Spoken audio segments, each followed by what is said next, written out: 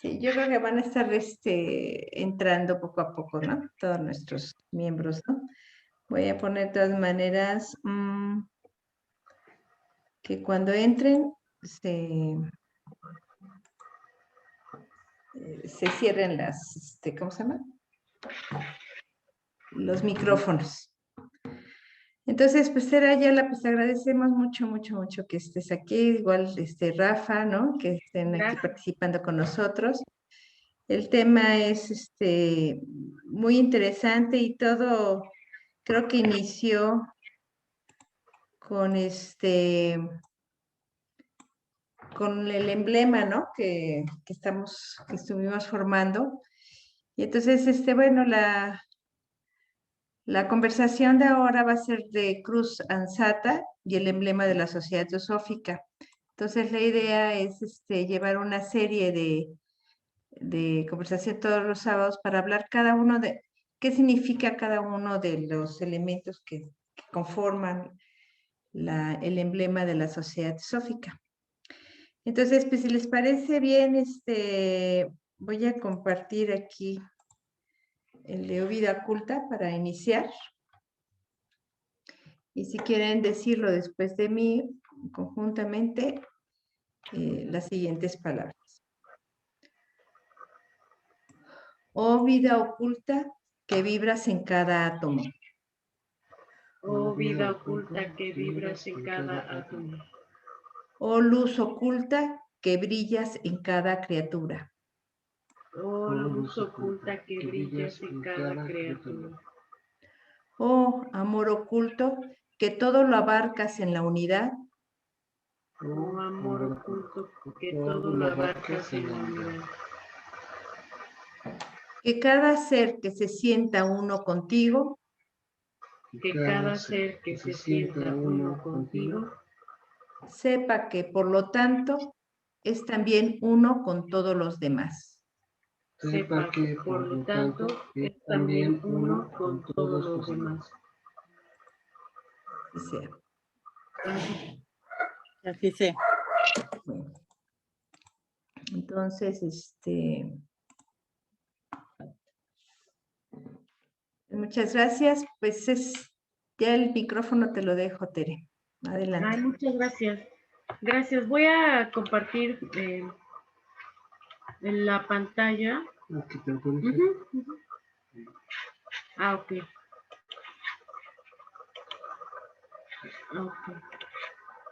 Para poner la presentación.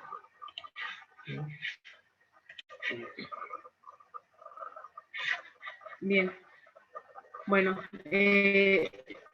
sí, es una iniciativa muy buena. La verdad es que pues, se estudia de repente aisladamente algunos elementos del emblema de la Sociedad Teosófica, o también se le puede llamar sello, pero finalmente el sello tiene una lectura. O sea, lo interesante de esta charla, entre muchas cosas, porque la verdad es que apenas y podría dar tiempo de hablar tan solo de un elemento, y ustedes se van a dar cuenta por qué.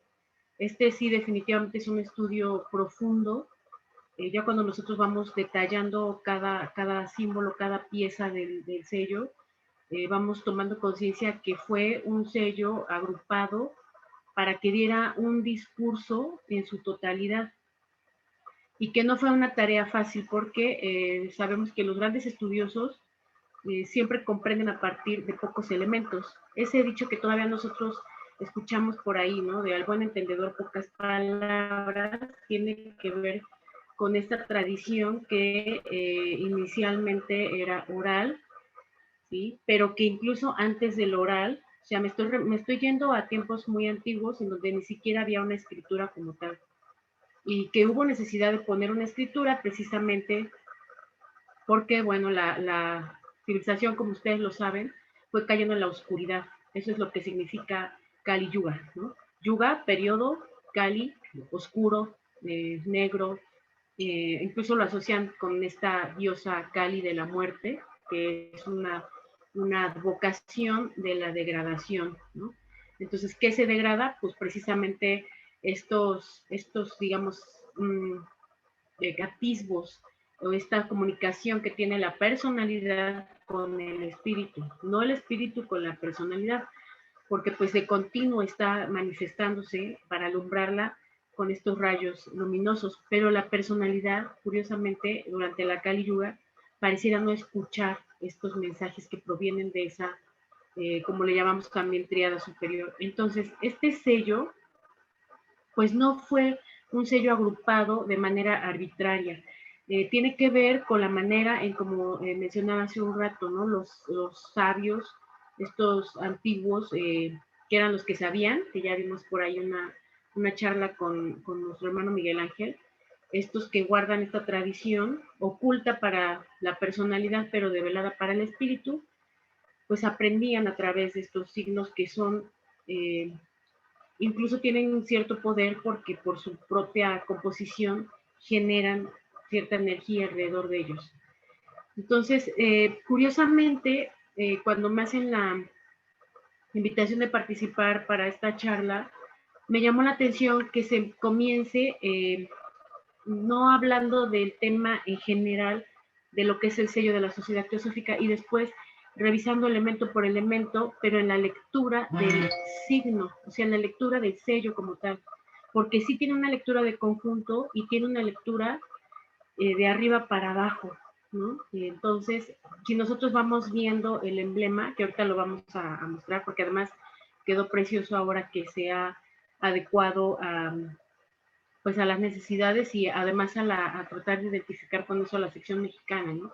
Vamos a ver cómo este sello tiene una lectura de arriba para abajo justamente, ¿no?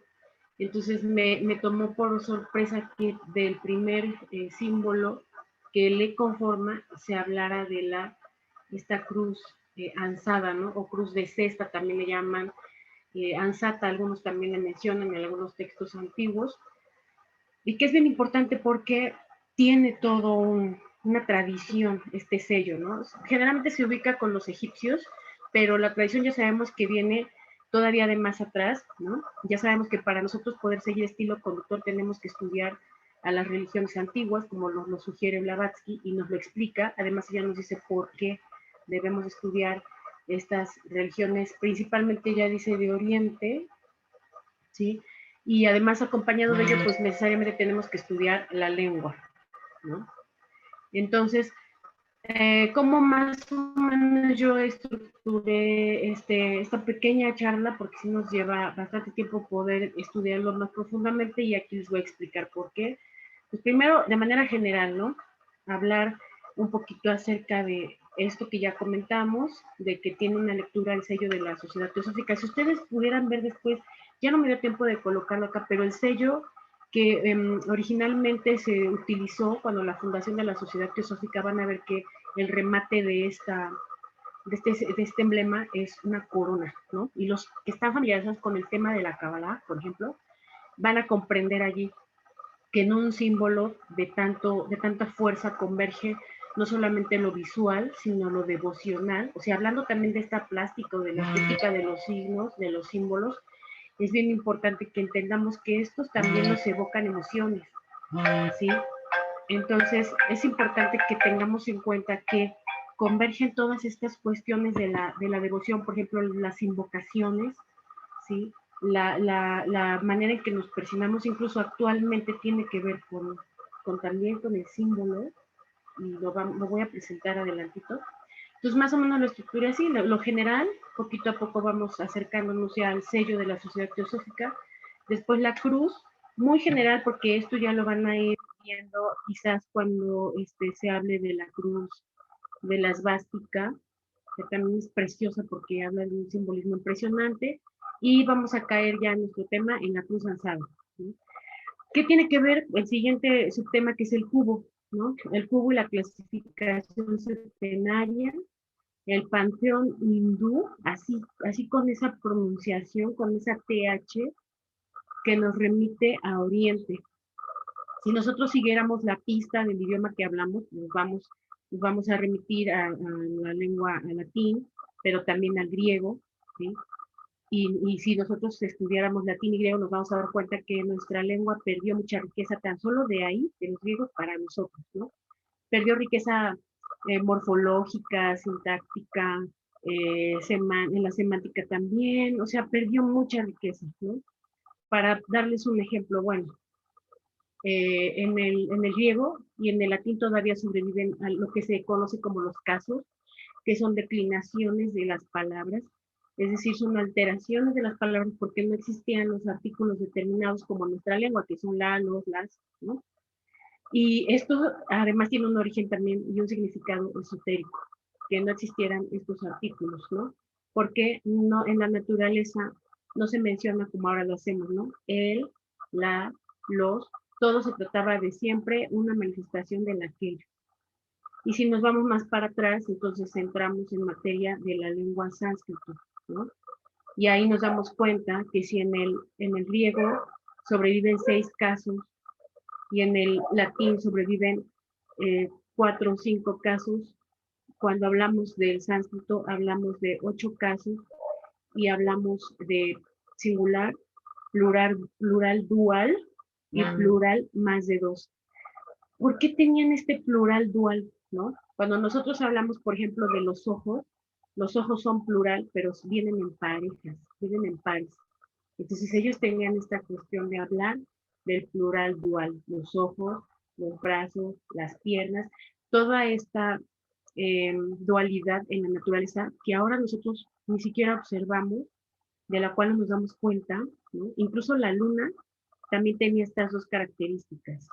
Para los que estudian astrología, por ejemplo, y se acercan de repente a la tradición de Oriente, es sorprendente darnos cuenta que la luna tenía dos influjos, dado que veíamos una cara y otra, o seguimos viendo una cara y otra no.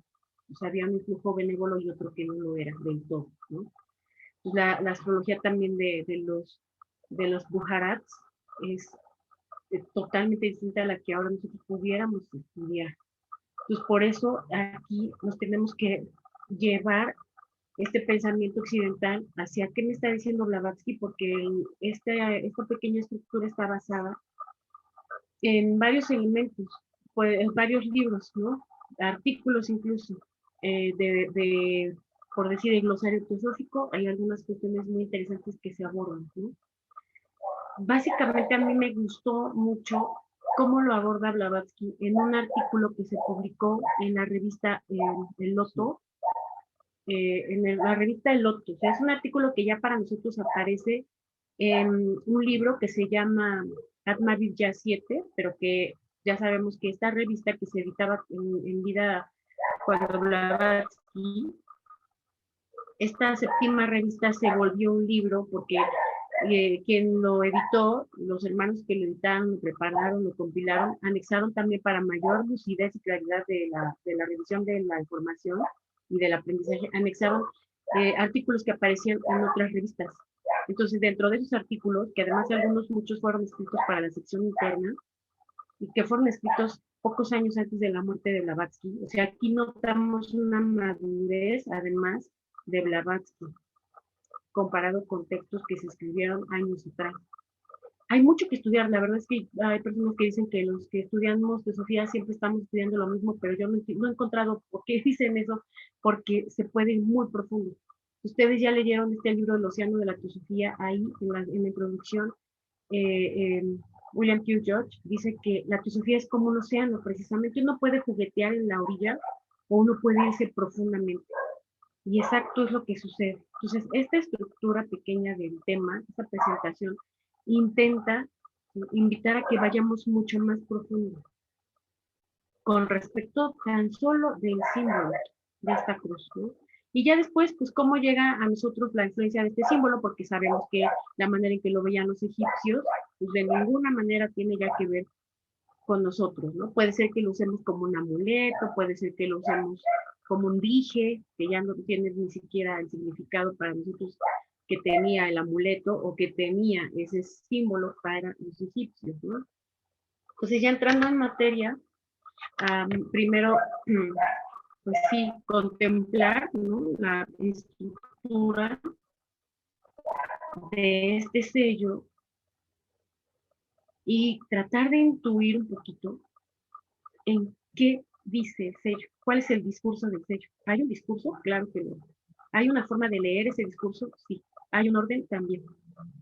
Y decía hace un rato, o sea, se lee de arriba para abajo, pero también de atrás para adelante, y además se lee de izquierda a derecha. Y era justo la forma en como todas las antiguas civilizaciones que se preciaban de serlo, hacían sus escrituras, ¿no? Estoy hablando del sánscrito, por ejemplo, estoy hablando de los mayas, ¿no? Del jeroglífico egipcio incluso, en donde la dirección o los ojos, hacia donde están viendo los ojos, hacia donde están colocadas las manos o los pies, es la dirección en que se debe leer estos jeroglíficos, ¿no? Mientras nosotros más nos vamos acercando a la lengua de esas civilizaciones, más nos damos cuenta que no sabemos nada. Y yo creo que ese era el objetivo de Blavatsky cuando suelta esta sentencia, ¿no? Estudien sobre todo las religiones de Oriente. Y ella hace intentos por presentar traducciones, por ejemplo, de las Upanishads, y las presenta en su lengua original, por ejemplo, en algunas revistas, en la Armadilla, en la 3, me parece que hace algunas presentaciones de estos Upanishads. Originalmente toda la tradición se escribía en versos, en cantos, y fue perdiendo también esa forma de escritura. Cuando nosotros abrimos un libro teosófico no vamos a encontrar versos, excepto que leamos La Voz de Silencio, ¿no? Los de Asia, etcétera. Pero generalmente encontramos ya esa sabiduría transformada en tecnicismo. Por ello es que nos cuesta quizá un poquito más de trabajo ver un sello y tratar de darle lectura. Entonces, el primer elemento que quizás debíamos haber analizado o estudiado es la palabra sagrada que aparece fuera de la periferia de la serpiente, ¿sí? Y después vemos una cruz de pies, le llaman también, la cruz, la esvástica dentro de un círculo, y luego vemos los dos triángulos, o esta llamada estrella de David. Claro, todo está contenido dentro de la serpiente, que se muerde la cola, ¿no? O sea, tremendo simbolismo. Vemos después, decíamos, las dos estrellas de David, que al estar entrelazadas, o sea, son dos triángulos, pero al estar entrelazadas forman más triángulos, ¿no? La relación entre estos forma más vértices, ¿no? Y dentro de esto está el tema de nuestro interés de hoy, que es esta cruz alzada, ¿no?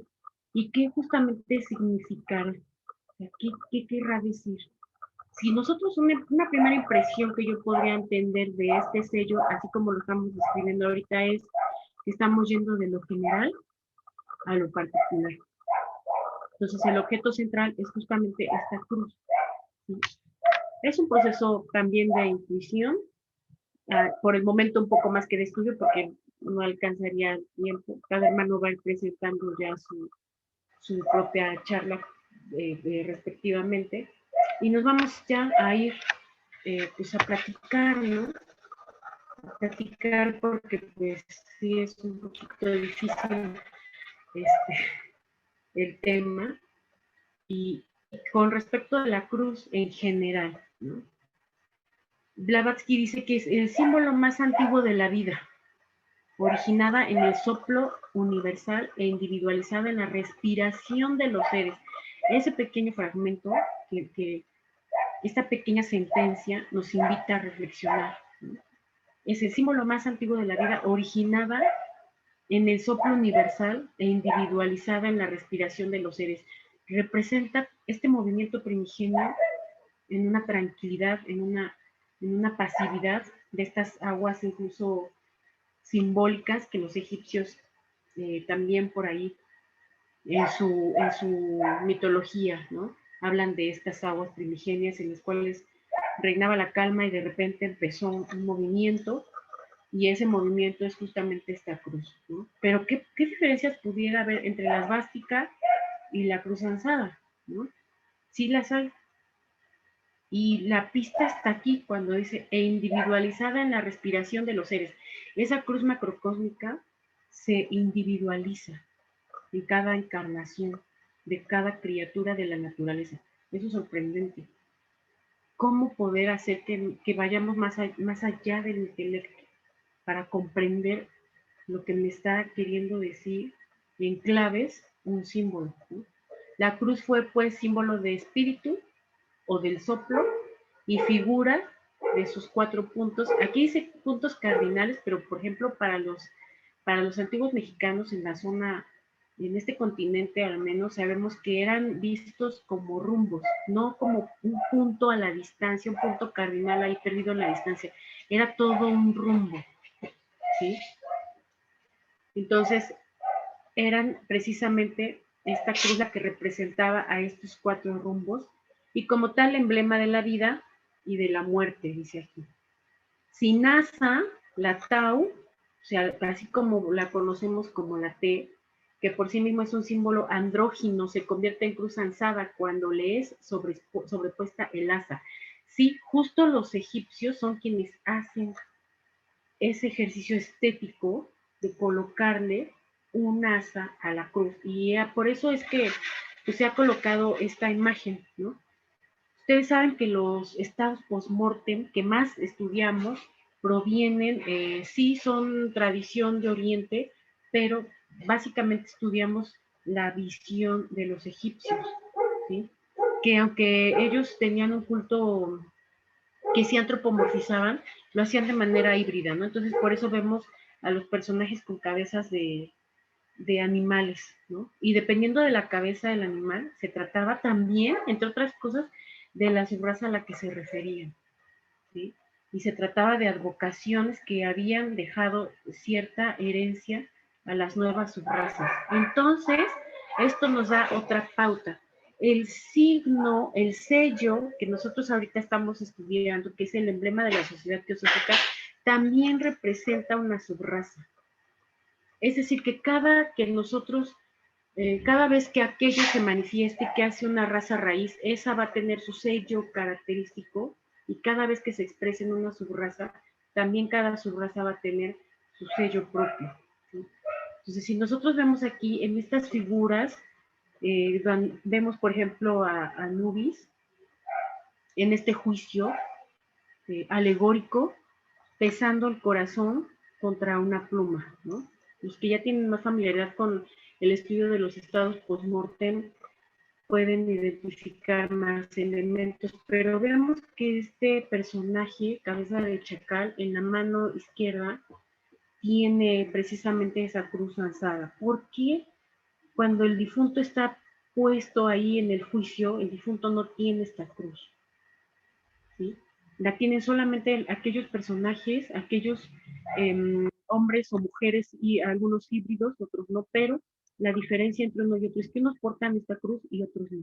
Eso lo vamos a ir eh, averiguando conforme avancemos en esta charla. Esa imagen corresponde precisamente a, al juicio metafórico, o como ya le llamamos nosotros en español, ¿sí?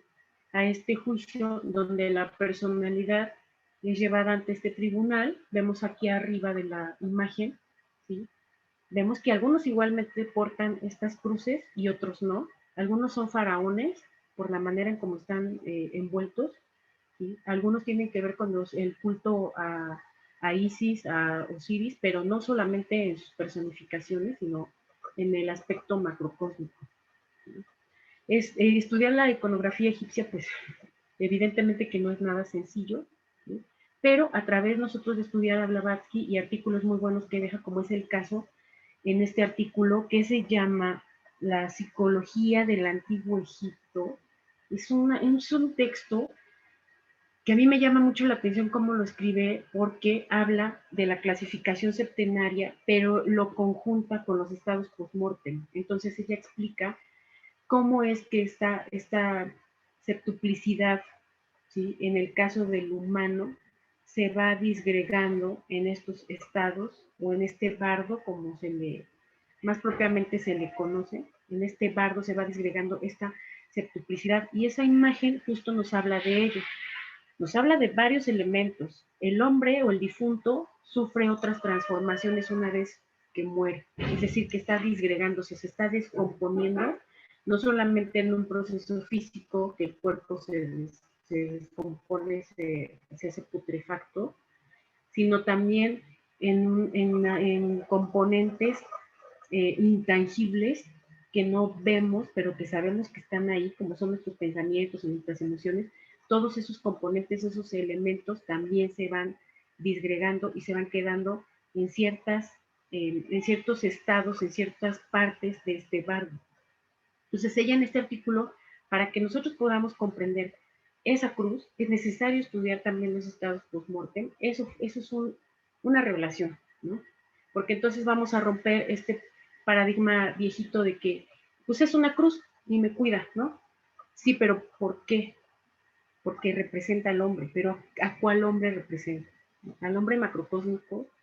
¿Al hombre ya encarnado? ¿Al hombre que quiere desencarnar, o sea, romper esa carne para volver con aquello de donde proviene y de donde nunca salió? Esas son preguntas interesantes, ¿no? Y entonces en esta generalidad y aterrizando en este asunto de la cruz, y ya hablando de manera muy, muy general con respecto de la cruz y a la vez de la Tao, ¿sí? Y de por qué los egipcios le colocan entonces esta asa, Blavatsky sigue diciendo, esta forma de cruz no data del cristianismo, era conocida y utilizada para fines místicos miles de años antes de nuestra era. Figuraba indispensablemente en varios rituales de Egipto y Grecia, Babilonia y de la India, lo propio que en la China, México y el Perú. Algo que tiene muy marcado en Blavatsky, que sabemos los que han leído más profundamente la doctrina secreta, saben que Blavatsky era una mujer, yo creo que todavía no alcanzamos a comprender o a valorar, que era súper culta. A mí me llama la atención como un solo nombre nos puede llevar años de investigación, y es justo lo que pasó con este artículo, y ahorita les voy a explicar por qué. Pues ella tenía la capacidad de ir y venir en su mente, ir y venir en el tiempo y en el espacio, ¿no? Podía hablar de una civilización, aunque yo hubiera fenecido, así como de otra que estuviera en curso, pero además tenía el hilo conductor que unía todas estas civilizaciones y además sus cosmovisiones, ¿no? ¿Cómo le hacía con el lenguaje ella? Porque pues, sabemos que para hablar de China, pues tenemos que saber mandarín, para hablar de India, pues tenemos que saber de sánscrito, para hablar de Grecia, pues tenemos que saber griego, ¿no? Y para hablar de México, no tenemos que saber español, porque México no es lo que ahora es. Al México que ella se refiere es a México de esos antiguos mexicanos, y tenemos que saber de pictogramas muy parecidos a los pictogramas egipcios, ¿no? En el caso, por ejemplo, de los mayas. También ella en alguna de las notas menciona este libro que fue escrito por Bracé de Bobó, que es Los misterios sagrados de los mayas y los quichés. Ese yo una vez encontré algún facsímil en PDF, y la verdad es que es sorprendente que esa expedición haya sido enviada por Napoleón Bonaparte para saber qué había con los mayas, ¿no? Dado estas cartas de relación que se enviaban a la corona, en que se había destruido, se había quemado, se había roto, se había de todo, y dijeron, bueno, ¿qué es justo lo que rompieron? ¿Qué pasó ahí? ¿No? Eso pasó cuando Felipe II, Carlos V, no sé, por allí, y de repente hay otras expediciones muy posteriores con Napoleón Bonaparte, ¿no?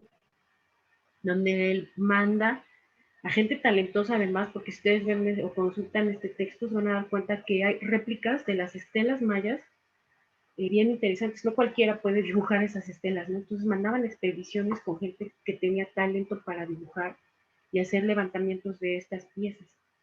Entonces, cuando Blavatsky pone de ejemplo esto, la verdad es que remontarnos a lo que ella quiere decir en tan solo un párrafo es cuestión de mucho estudio.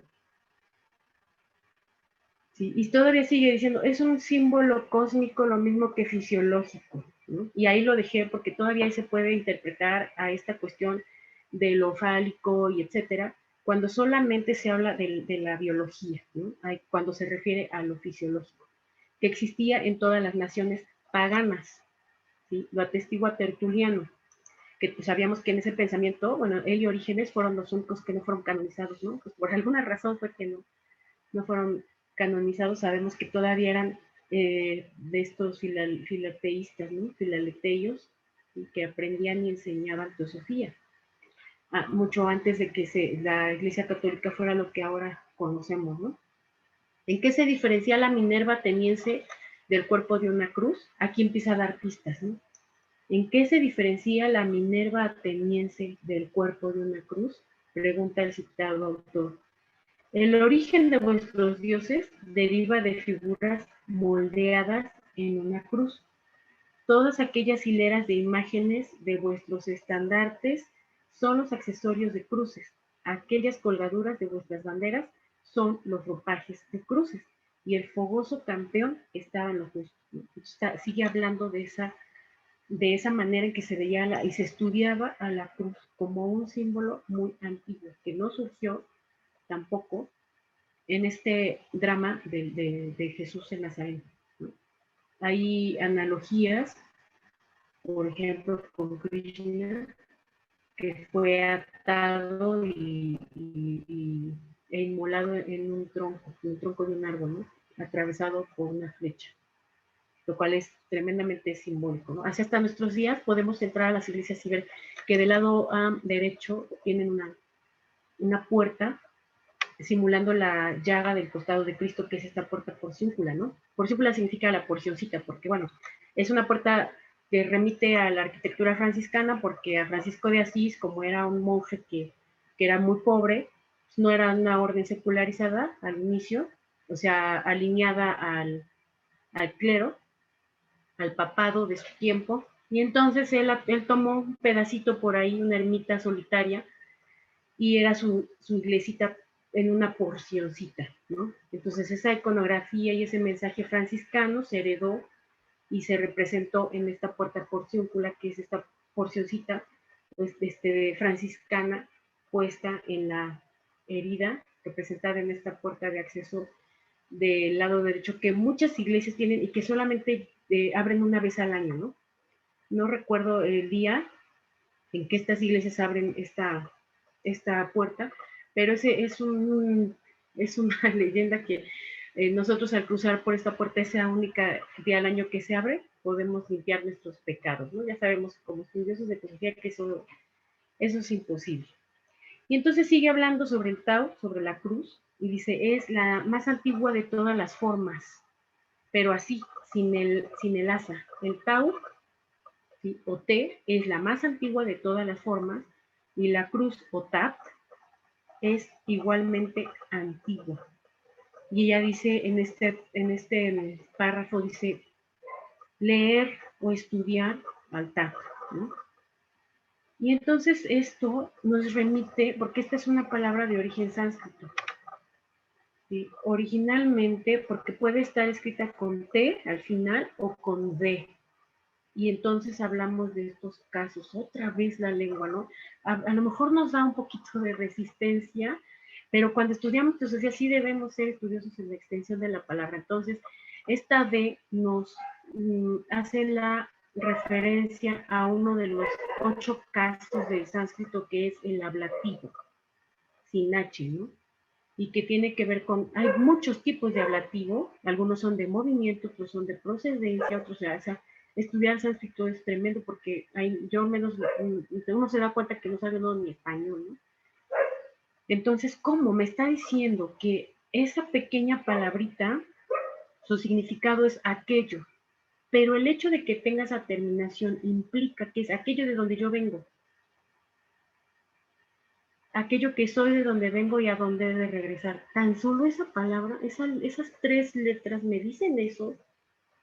Es increíble, porque de ahí viene la palabra tattva, que es tan común entre los estudiosos de filosofía. Es que los tattvas, yo he escuchado muchos, ¿no?, hermanos de otras, incluso de otras escuelas, y siempre mencionan los tattvas. Me voy a levantar temprano porque la meditación es más efectiva, porque los tattvas de las 5 de la mañana, ¿no? Y uno dice, ¿y qué es un tattva?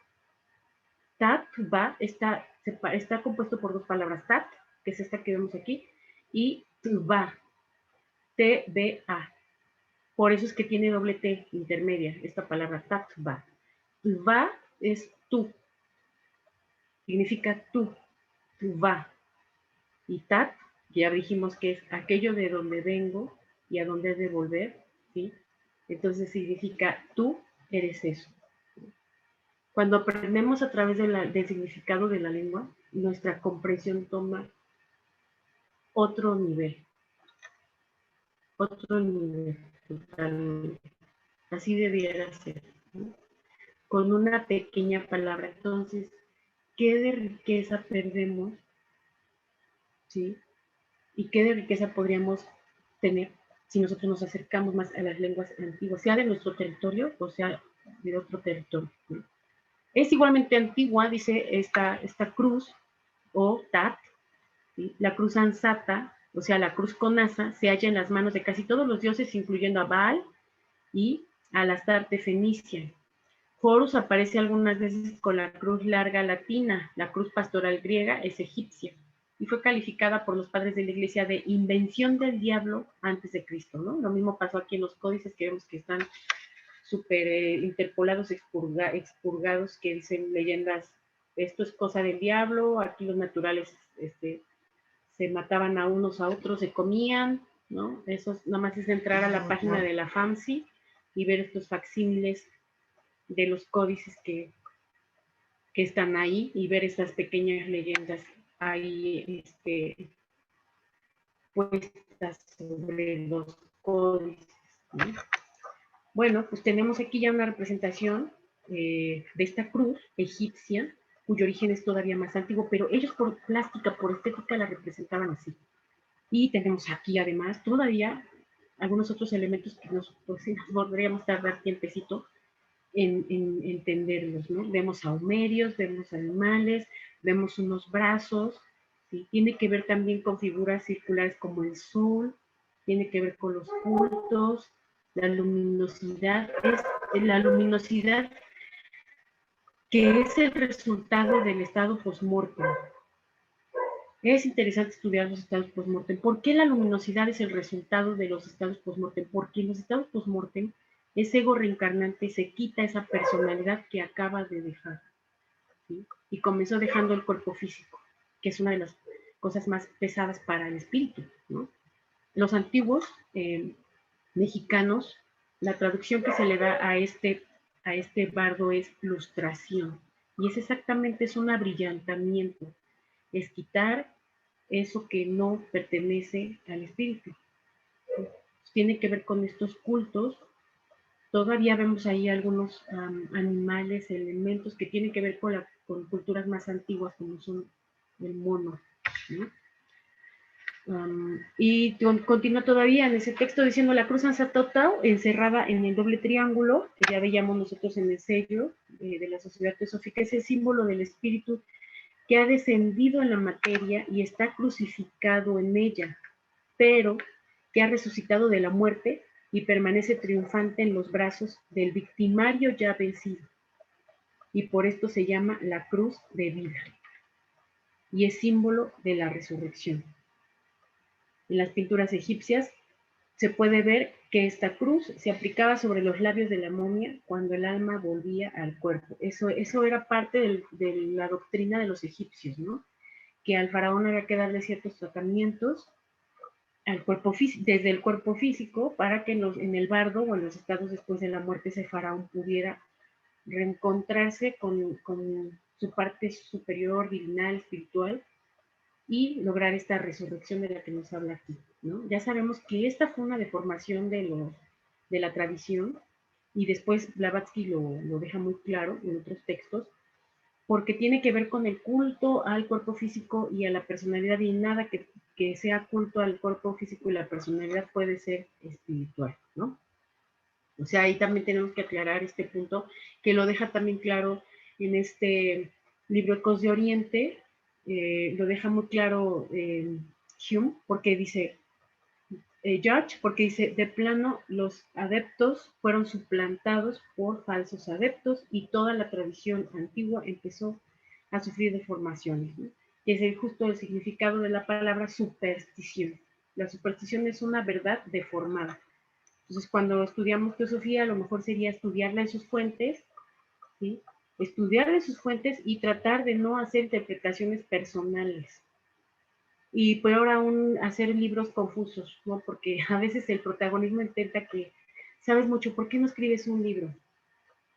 Pues porque nada más va a ser una cosa que confunda quizás otros que tienen una intención más pura o auténtica de aprender. Entonces ya tenemos escritos que provienen de los adeptos, porque eso tenemos que hacer la aclaración, la teosofía que estudiamos proviene de los adeptos, o sea, y de los chelas, ¿no? De los rishis, de estos adelantados que ven en la luz astral y que además todo lo que se anota en los corpus doctrinales, pues es aquello que ha sido corroborado por largas edades. Si nosotros pensáramos en la historia, ¿hasta dónde llegaría nuestra mente? 2000, 3000, 4000, 5000 años antes de Cristo, 6000, 7000, 12000, 15000, ¿no? Y estamos hablando tan solo de un puntito en una cadena planetaria, ¿sí? Esa cadena planetaria da 7 rondas. ¿Qué pasa con toda esa historia de atrás? Por lo cual, pues, los humanos contemporáneos no podemos estar tan en lo correcto porque nuestra historia es muy breve comparada con la historia de esos sabios adeptos que por largas edades han escrito esa sabiduría acumulada, ¿no? Pero lo primero que debemos tener claro es saber qué estamos estudiando cuando estudiamos teosofía. Eso, esas verdades eternas es lo que estamos estudiando. Entonces, más adelante, ya entrando en materia de este artículo, que se encuentra en esta revista 7 ampliada, que conforma este libro que se llama Armadilla 7, Vida después de la muerte, está entre la página 200, 199, es breve, son 3 páginas, pero es mucho estudio. Y decía yo, Blavatsky hace un doble estudio aquí, ¿no? Porque decíamos que muchos textos ya eran escritos para sus alumnos adelantados. Entonces ella habla sobre la clasificación septenaria y habla de los estados post-mortem bajo la percepción de los egipcios, ¿no? Y además hay algunas anotaciones que ella presenta una tabla con caracteres hebreos, ¿no? O sea, todavía lo complica un poquito más, porque no se salva uno de decir, entonces, ¿qué pasó con el hebreo? O sea, tengo que aprender hebreo. Pues no, la mente humana, no, la mente humana común yo creo que no damos para demasiado, pero sí, eso no quita la intención, ¿no? Entonces, cuando ella empieza a hablar de esta cruz y de que esta cruz representa al hombre, porque ya lo leíamos en palabras, pero ella lo deja así, además, con la geometría sagrada, es increíble lo talentosa que ella era, ¿no? Hace este esquema, presenta el triángulo y dice, hay un triángulo superior que representa estas 3 partes espirituales, que son Atma, Buddhi y el aroma de Manas, dice. Es una metáfora, además, lo devocional, ¿no? En la manera en que describe ella sus principios superiores. Y del lado izquierdo vemos los nombres en sánscrito. Y entonces vemos que se lee de izquierda a derecha, de arriba para abajo, pero también lo leo de abajo para arriba, porque hay ciertos palitos ahí abajo, ¿qué significarán? Es un ejercicio que la mente, además las pronunciaciones, ¿sí?, activan partes cerebrales a partir de que la lengua se posicione a la mitad, atrás, arriba, adelante, toque los dientes. Todo eso, las lenguas antiguas tienen eso, esa característica.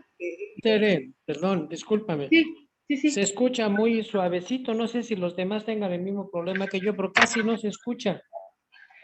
Ok, voy a tratar de acercarme más. ¿Ah, ya me oyes mejor? Sí, gracias, ¿Sí? disculpa. No te preocupes. Sí, decía que todas estas pronunciaciones, ¿no? Por ejemplo, en el maya también, la pronunciación maya tiene muchos chasqueos, es decir, que la lengua choca en el paladar y ahí nos damos cuenta que se jala una membrana, ¿sí?, que hay intermedia y que conecta con partes cerebrales para desarrollar nuestro cerebro humano, ¿no? Por ahí un hermano alguna vez nos dio una charla acerca, nos platicaba en esta charla de que el cerebro, al inicio, el cerebro humano era menos rugoso, era como más liso, y que todos estos como pliegues, todos estos pliegues se fueron formando a medida que el cerebro se ha ido desarrollando, ¿sí? Lo cual toma sentido porque sabemos que justamente este aroma de manas toca la personalidad, pero el asiento de este aroma de manas es el cerebro, ¿no? Entonces las lenguas antiguas estaban hechas para propiciar el desarrollo del cerebro. ¿Qué pasa cuando entonces ya nosotros hablamos una lengua tan sencilla en la cual incluso todavía la seguimos deformando, ¿no? Ya no se trata tan solo del uso de las palabras, sino también de la forma en que las pronunciamos. Y eso sucede con el sánscrito. Entonces, ella, cuando pone este elemento geométrico, esta figura geométrica que es el triángulo, la ocupa para referirse a esos tres elementos o entidades espirituales en el hombre. Toda la naturaleza es septenaria y todas las criaturas de la naturaleza poseen esta septuplicidad. Pero a diferencia de las otras criaturas, a partir de ser humano, ¿sí?, nosotros podemos hacer uso de esta razón que proviene de manas. Entonces, esa es la razón por la cual la cruz representa al hombre, porque a partir de ese reino, nosotros tenemos, digamos, la libertad de poder estudiarnos y conocernos a nosotros mismos, algo que no sucede en otros reinos, ¿no?, en los reinos precedentes. Y después dice el cuadrado, ¿sí?, hace referencia a los cuatro principios inferiores, que son Kama, el principio astral, que el nombre en sánscrito es Linga, Sharira, Prana, y el cuerpo físico, que en idioma sánscrito es Stula, Sharira, ¿no?, y los junta. Entonces dice, el triángulo más el cuadrado representa geométricamente al hombre. Esto lo sabían todos los grupos de ocultistas de todas las generaciones. ¿Y cómo llega a nuestros días, no? Esto ya nos dice más.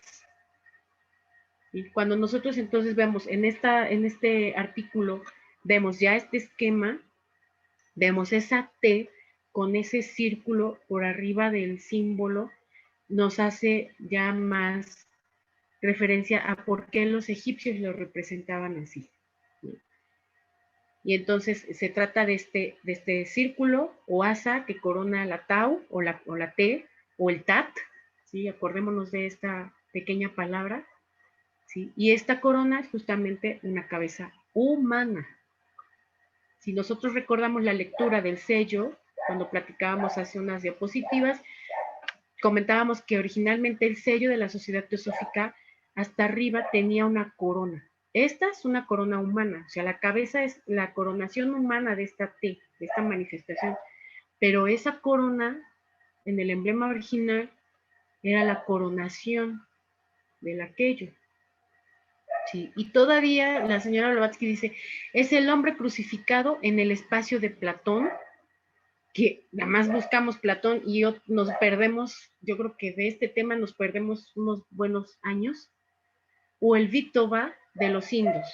Aquí lo escribe así, como Vitova, en esta traducción que está en el libro de Atma Vidya 7, pero la palabra no se escribe con W, se escribe con B corta, le dicen, y las doble T que tiene acá en realidad es una TH, ¿sí?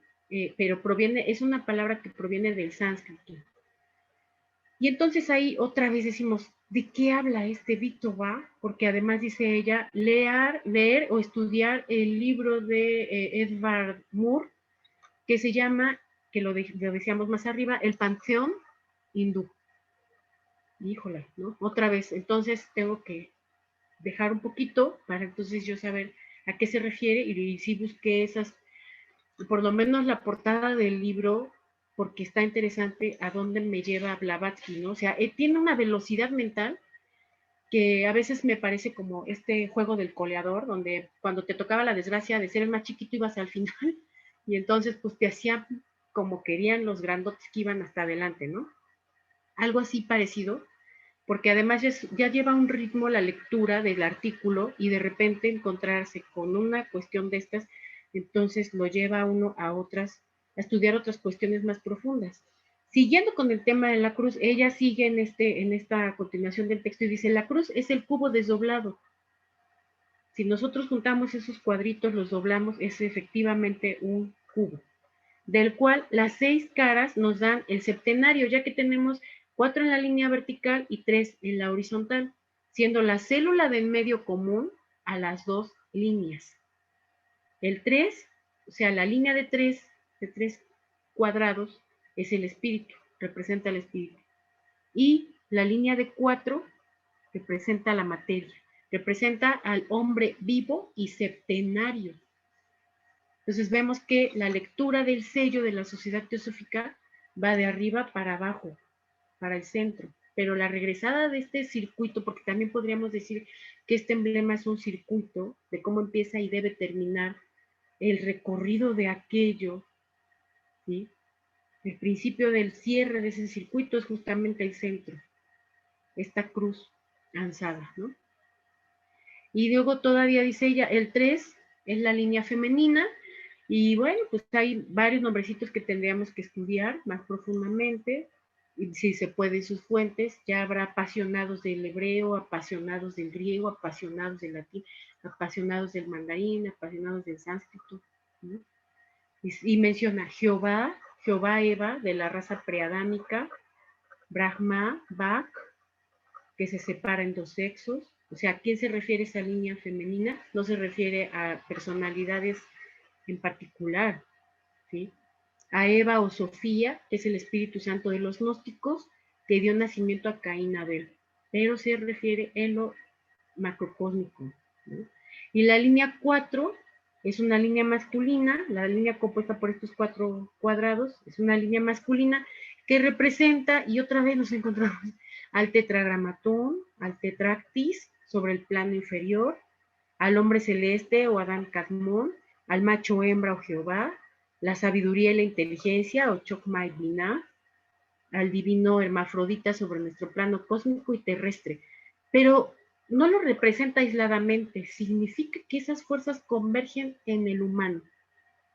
Toda esa manifestación, todo que se encuentra en aquello, sigue siendo aquello manifestado en una variedad inmensa de formas.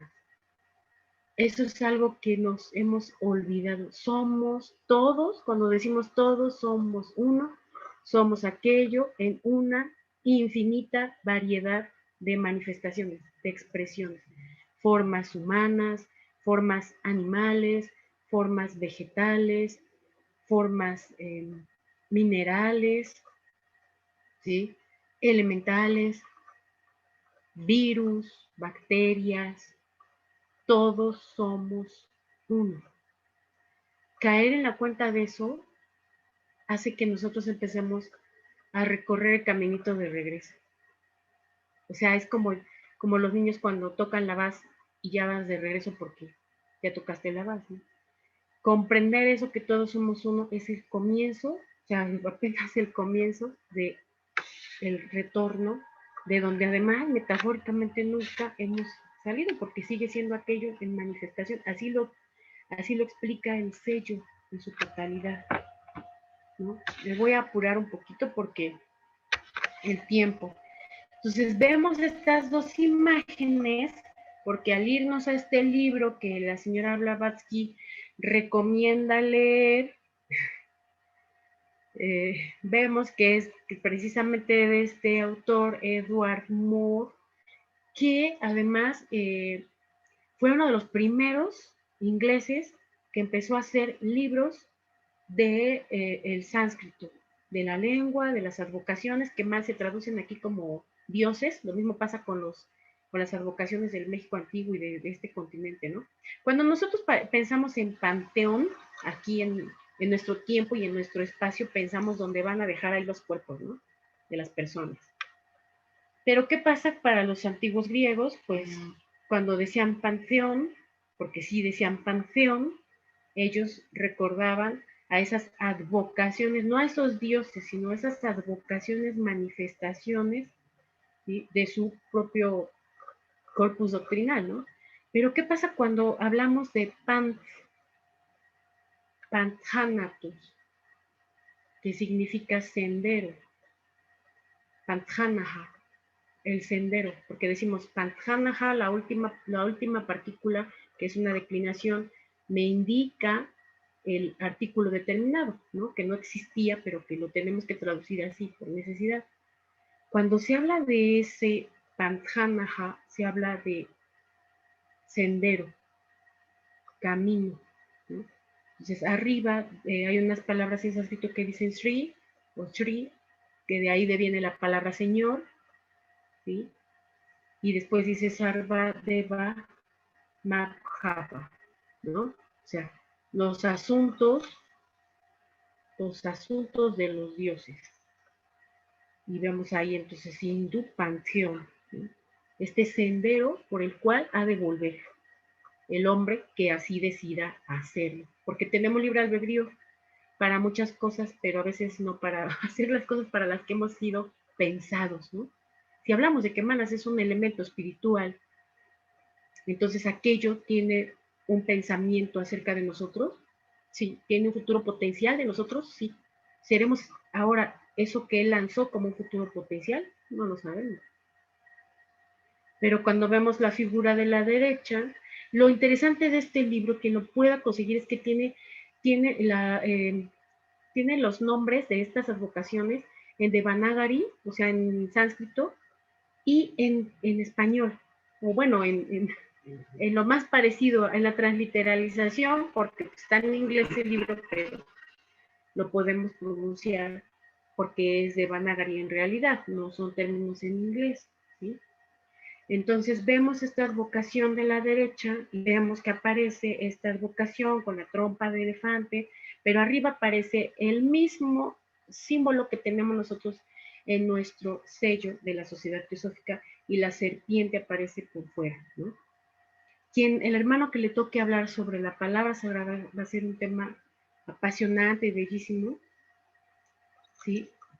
Porque tiene que ver con el sonido, el movimiento perpetuo en el cual seguimos vibrando nosotros como humanos que nos percibimos separados, vamos en una gran barca en el espacio, ¿no? Vibrando con ese sonido que no ha acabado de sonar de la creación, ¿no? Entonces vemos a esta figura de Ganesha con los elementos que le caracterizan, que representa a una subraza. Entonces este sello también representa, ¿sí?, a una particularidad de estas siete entidades que se van poco a poco asimilando en la personalidad o en las formas que a la vez va creando, ¿no? Sí estaría muy bien conseguir este libro y poder más profundamente estudiarlo.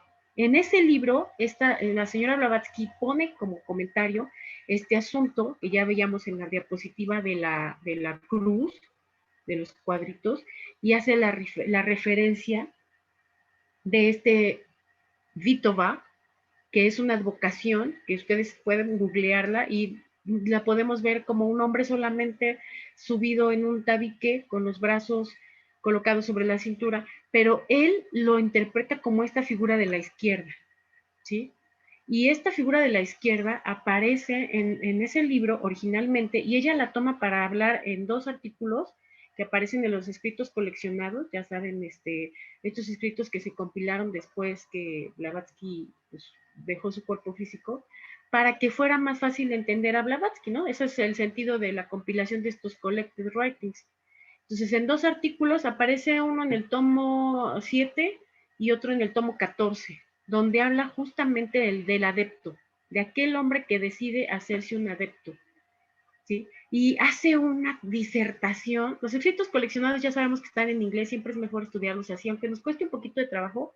Yo creo que con lo básico que sabemos y medio haciendo esfuerzos se puede entender a Blavatsky, porque ella tenía un humor, además de esta parte que también casi nadie comenta, ¿no? Tenía un humor y hace un pequeño comentario un poquito medio sátiro con respecto de esta iconografía que desarrolló Edward Moore, en donde se cuestionaba o se decía que si, bueno, pues ahí era Jesús, y decía, no, pues para mí es Krishna, ¿no? Es Krishna, o sea, si tus condicionamientos religiosos ves a Jesús, también es válido porque también fue un adepto, ¿no? Y también luchó contra su propia materialidad para hacerse uno con esos rayos solares del espíritu. O sea, además maneja una metáfora bellísima en estos dos artículos. Propiamente es en el que aparece en el tomo 14, donde hace eso, ¿no? Por ahí de la página 200 y cachito. Entonces, ya aquí para llegar al punto, pues ese hombre con los brazos extendidos que veíamos en las páginas, en las diapositivas anteriores que aparece en este Atmavirya 7, es justamente el hombre del que ella habla en el libro del panteón hindú, que ya para llegar al punto es la cruz ansada. Y aquí abajo todavía dice Edward Moore, de Hindu Panteón, Krishna crucificado en el espacio. ¿Qué, qué significado tan amplio, ¿no? Krishna crucificado en el espacio. Símbolo eterno de la personificación del sol. El hombre se acerca a aquello y es astronómicamente purificado. Tan solo, o sea, astronómicamente purificado. Es como si metafóricamente este cielo lo tomara porque solo tuvo la intención de hacerse a sí mismo un hombre, porque en ese artículo del tomo 14 habla del segundo nacimiento. Ella habla del segundo nacimiento, de estos decisiones que llevan a un hombre común a procesar, a ser iniciado en los mundos ocultos, ¿no? Todo esto lo describe ella de una forma que yo creo que es muy interesante que ya particularmente cada uno pueda estudiar, ¿no? ¿Y cómo llegan nuestros días? Pues ya estamos terminando prácticamente la presentación. Pues así, ¿no? Nosotros podríamos decir de dónde vienen estas plantas arquitectónicas de la iglesia, a qué siglo corresponden, qué tan viejas son. La verdad es que tan solo esto se pierde en el origen, ya lo vimos, ¿no? Se pierde en la antigüedad. Saber en qué diferencian, si ustedes ven estas plantas arquitectónicas de iglesia, todas son de cruz latina, hay plantas que tienen otros tipos de forma, pero dentro de las plantas de cruz latina hay plantas que tienen el ábside, que es donde se coloca la cabeza del humanito. Hay ábsides que son lisas, como la del primer caso, y de ahí va aumentando el número de lóbulos. Hay ábsides con 3 lóbulos, con 5 lóbulos, polilobuladas, ¿no? De aquí este arte mudéjar. ¿De dónde viene este asunto de la repetitividad en la arquitectura, en la naturaleza, en el diseño? Si vemos arquitectura hindú, por ejemplo, vamos a ver ahí elementos que se repiten. Y siempre que hacen eso las culturas antiguas es para mostrar énfasis en algo. En la lengua también lo encontramos, de repente se repiten vocablos, ¿no? Para hacer énfasis. Eso que están mostrando es súper importantísimo para ellos, ¿no? Entonces vemos ya, esto ya es más claramente cómo ha llegado a nuestros días este símbolo, pero que desafortunadamente no lo apreciamos tan fácil, ¿no? Y bueno, al final yo quise dejar esta diapositiva. Estas son frases que pues he colocado para hacer no solamente un ejercicio intelectual de esto, sino también un ejercicio de devoción, un ejercicio que nos proponga conocernos a nosotros mismos y partir de ese autoconocimiento para tomar la decisión que tomaron muchos hombres en esa historia, que la hagamos más larga de lo que para nosotros es la historia oficial, ¿no? Este quehacer del adepto, ¿qué implica, no? Hay una leyenda que aparece en el glosario teosófico que se comenta que aparece además en el templo de Isis, que dice, o sea, son palabras que se le atribuyen a Isis: soy todo lo que ha sido, es y será, y ningún mortal ha quitado jamás todavía el velo que oculta mi divinidad a los ojos humanos. Y la forma en que antiguamente se persignaban, ¿no? Ya de más para acá, ya no hablando de los egipcios, de más para acá, y describe Blavatsky, dice, a ti, así como nos persignamos nosotros ahora, me imagino así, ¿no? A ti, y luego añadía, pertenecen, y continuaba, llevando la mano al pecho, el reino, después al hombro izquierdo, la justicia al hombro derecho, y la misericordia. Juntaba luego las manos añadiendo, por los cielos generadores. ¿Sí? Esas frases pasaron después al hebreo. Aquí abajo vemos una mezcla como ya traída entre del latín, ¿no? Medio revolcadita. Los que tienen idea de la cábala pues van a tener una comprensión un poquito mejor. Dice, Tibi sunt malkut et geburah et chesef peraeonas. Y ya sabemos qué significa, ¿no? Estas sefirot, Malkut, Geburah, Chesed, por los siglos, ¿no? A veces decimos por los siglos de los siglos. Dice, signo de la cruz absoluta y magníficamente cabalístico que las profanaciones del gnosticismo lo han hecho perder por completo a la iglesia militante y oficial. O sea, todavía suelta esa sentencia a ella, ¿no?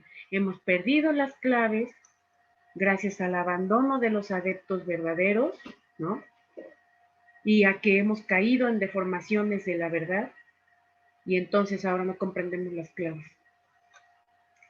Por eso es necesario estudiar en las fuentes, ¿no? Ese fue el trabajo más duro para ellos como extranjeros ingleses, ella como mujer, haber ido a Oriente para traer a Occidente estas verdades eternas, y se enfrentó con todos, ¿no? No por voluntad propia. Con las castas, o sea, hablar de las castas es un tema que se cuece aparte porque se enfrentó a las castas, ¿no? A hombres de poder, a hombres políticos que ejercían el poder, a gobernantes en su tiempo de ella que ejercían el poder y que estaban en contra de que ella difundiera la tradición antigua a Occidente. De hecho, por eso se crearon las castas. Ese fue el origen de las castas, mucho más atrás, ¿no? Ese fue el origen de las castas, precisamente, ¿no? Como una especie de privatización de la sabiduría. Porque algunos debatían que el humano de la Kali Yuga no estaba preparado para estudiar esto, ¿no? Ese ha sido como el tema de mucho tiempo. Y ahora que todo hay, podemos encontrar en las redes, en internet, etcétera, también es un tema que a muchos, algunos debaten, dicen, pero ¿cómo vamos a subir eso a internet, no? Al principio que se hacían charlas en Zoom, muchos te solicitaban nombres completos, tu correo, o sea, todos tus datos para que no fueras a hacer ahí un infiltrado, que no sé qué cosa, ¿no? Porque ese debate continúa. Y al final, esta frase que a mí me gustó, que aparece en La Voz del Silencio, que dice, no has entrado en el Tao, el sendero que conduce al conocimiento, la verdad, cuartal. ¿Sí? Y entonces esto reafirma esa traducción de Tao. Tao, Taf, aquello de donde vengo y donde pertenezco, ¿sí? Pues la verdad el tema es largo, apasionante. Yo creo que para la gente que le gusta investigar y conocer un poquito más, se va a abrir ante sus ojos toda una experiencia además que no nos esperamos, ¿no? Entonces, pues yo espero que esto sea nada más así como que a nivel de introducir un poquito en ese símbolo y que cada uno pues experimente su realidad de búsqueda, ¿no? Pues no sé si alguien tenga ahí comentarios, preguntas, Leo, yo por mi parte es lo que tengo que platicarles. Tere Ayala, la verdad, siempre muy, muy, muy bien presentado tu tema. A mí en lo particular me abriste muchas luces. Y bueno, pues están invitados todos los que están aquí para hacer preguntas, algún comentario, por favor.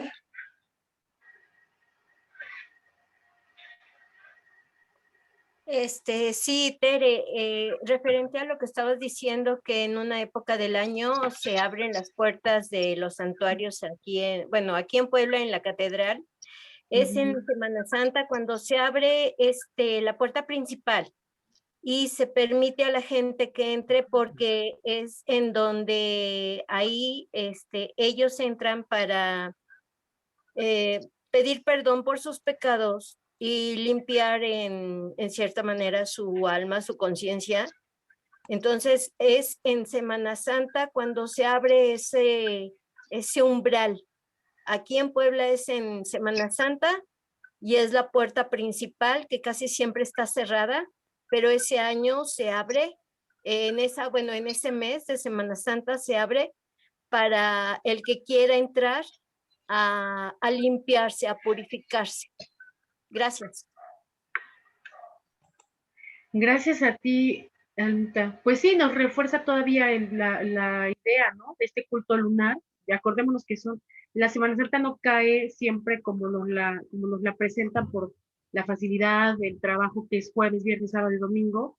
Hay que hacer la cuenta de la cuarentena después de la luna llena, que la jalan hacia el miércoles de ceniza, ¿no? Entonces hay que tener también ahí pendientes esas fechas. No sé exactamente qué días, quizás sea justo la cuarentena, ¿no?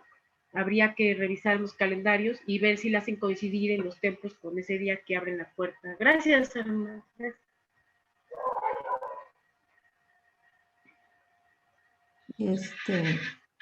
¿Alguien más que quiera preguntar, por favor, o algún comentario?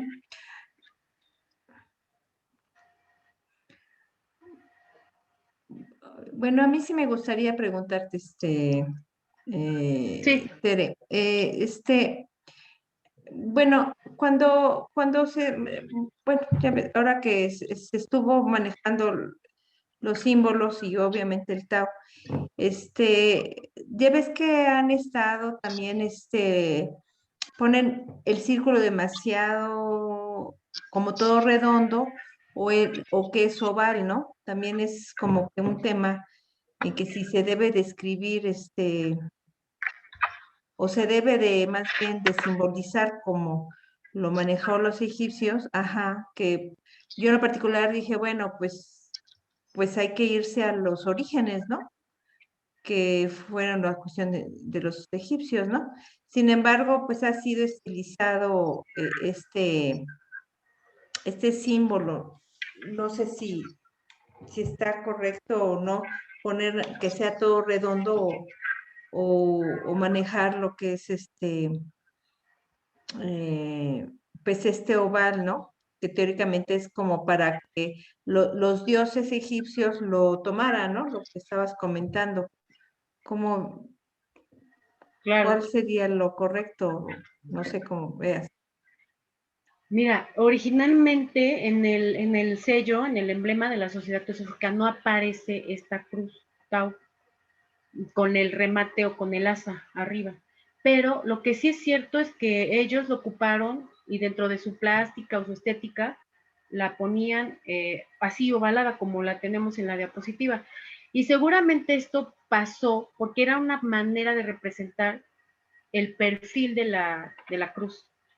¿Esto qué significa? Eso es algo que a mí me llama también la curiosidad, que los antiguos que hacían códices o que hacían decorados en los templos, bueno, dice Blavatsky que originalmente no existían ese tipo de pinturas en los templos, que fue algo que se fue dejando como rastro por lo mismo, ¿no? La Kali Yuga. O sea, los hombres que nos quedamos o que se fueron quedando después de este retiro de los verdaderos adeptos, ¿sí? Ellos se fueron, pero pues, dejaron ciertas instrucciones que después fueron plasmadas en estos muros de los edificios que nosotros pues, conocemos, ¿no? Que pueden ser los más comunes como pirámides, incluso mayas o aquí en la zona, que vemos que sí hay decorados, ¿no? Para de alguna manera dejar rastro de lo que teníamos que hacer, ¿no? Dejar rastro de cómo podíamos nosotros encontrar una solución a los problemas de la vida. Pero todos estos dibujos que se realizaban no estaban en tercera dimensión. Eso es algo que a mí me llama mucho la atención porque la perspectiva, que es una manera de representar, o sea, es una manera de dibujar, surge realmente en la Edad Media, ¿sí? Este asunto de ocupar esto que se llaman los puntos de fuga para dar una tridimensionalidad, para dar el aspecto de espacio de 3 dimensiones, algo que es una pared que solo tiene 2 dimensiones, esto no lo ocupaban las culturas antiguas. Y eso es muy interesante, ¿no? El por qué lo hacían así. Esto es curioso, ¿sí? No se sabe si lo hacían porque así lo veían, ¿sí? O porque era una manera de enfrentar a los personajes, que también es otra, y que era más fácil de leerlos, ¿sí? Si ustedes empiezan a partir de ahora a analizar y a buscar esto que estamos comentando, se van a dar cuenta que no existía la perspectiva, no había puntos de fuga, no había volumetría en los códices ni en las pinturas egipcias en este caso, ¿no? Son figuras planas totalmente. Entonces, yo pienso que esa figura de la cruz, la manera de dibujarla, que estaba como semi de perfil y que aparece como llaves que portan en las manos los personajes pues más evolucionados dentro de la composición, es justo por esa cuestión, para hacer pensar que estaba de perfil, ¿sí? Este símbolo. Fue como una especie de formación por la forma en que se ve de perfil la cruz, nada más. Pero cuando hablamos del texto este que aparece en el artículo que Blavatsky escribe, aparece como tal la cara del hombre, el remate de esta composición de elementos aparece redonda. Incluso la cara que está dentro del círculo, nada más son unas rayitas y su boquita, ¿no? Casi, casi como ni a emoticón llega. Ajá, sí. Y eso es por un ejercicio de no antropomorfizar, ¿no? O sea, de no hacer tan antropocentrista un culto que de origen no es antropocentrista, ¿sí? Un problema en el que cayeron otras civilizaciones como los griegos, por ejemplo, que ya en sus representaciones ni siquiera son híbridas, ¿no? Como en México o como en India, que vemos advocaciones con formas humanas, pero con cabezas de animales, ¿no? Los griegos de plano, ellos eran humanos totalmente, todas sus representaciones, ¿sí? Entonces la intención era no caer en ese culto a la personalidad, porque siempre es un riesgo. Y fue esa situación en la que justo cayeron estas dinastías, ¿no? Hacer culto a la personalidad, a ver qué faraón tenía más el complejo piramidal más elevado y más grande y más todo, y fue una deformación de la tradición. Claro. Muchas Pero gracias. sí, sería bueno, no hombre, sería bueno revisar el emblema original, porque además aparecen otros sellos que no están en el que usamos actualmente. ¿Sí? Aparecen los signos del zodiaco, por ejemplo, que ya sabemos que también eso es reminiscencia del, o sea, así como lo estudiamos, es una reminiscencia de los egipcios, pero no de los bujarats, que son los que ahora llamamos hindú, ¿sí? Porque ahí ellos tienen una interpretación que totalmente es, vaya, muy difícil de entender, muy difícil, porque ahí sí hay que saber la lengua, ¿no? Este asunto que ellos tienen de que Venus, por ejemplo, pertenecía a otro sistema solar y que es golpeado y viene a dar al nuestro, y por eso es el único planeta que gira al revés, ¿no? Y esta luna, que no es la luna que nosotros, o sea, existen varias lunas, una luna que es nuestro satélite y otra luna que era considerada un planeta, porque la luna aparece en una tabla como uno de los 7 planetas sagrados, pero no es la luna que vemos ahora, se trata de otra. Entonces vemos que, pues eso de que siempre estamos estudiando lo mismo, yo no sé, yo quisiera que alguien me dijera de dónde salió, porque en realidad no sucede de esa forma, o sea, hay mucho, y veo charlas muy interesantes de repente anunciadas donde dice la ciencia contra la teosofía, ¿no? Y dices, o sea, hay hermanos que se meten por ese lado a investigar y qué de cosas no han encontrado, ¿no? Entonces, es un estudio de años y que seguimos explorando, ¿no? Sí, claro. Bueno, pues muy bien. Pues ahí tenemos varias cosas en el chat. Pues obviamente son felicitaciones. María Eugenia Bravo, pues te felicita. Dice que muchas luces. Adriana Visa, como siempre, una buena exponencia, Clara, pero solo queda seguir investigando. Pues sí, cierto. Saludos a todos. Gracias, Tere. Bueno, María Negrete, María Luli Negrete, mil gracias, Tere. Un gran tema, una gran exposición. Espero ver la grabación para repasar y un abrazo. Perdón, no puedo hablar. Alfredo, Muchas gracias, Tere, muy buena exposición. Y bueno, pues yo pues pongo mi anuncio de que si quieren escribir y también quieren actualizar sus datos, ahí está el link, ¿no? Y bueno, Teresa Zamora, pues muchas gracias. Excelente conferencia, que yo soy muy de acuerdo con eso también. Así es. Pues no sé si alguien quiera preguntar algo.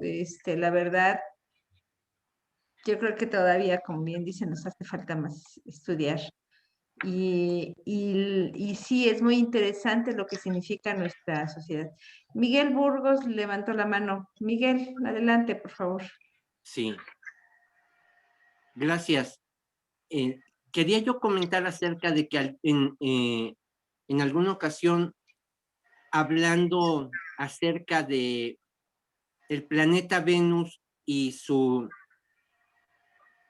representación simbólica, también se parece mucho a la cruz ansata. Es decir, si la Tierra se presenta con la cruz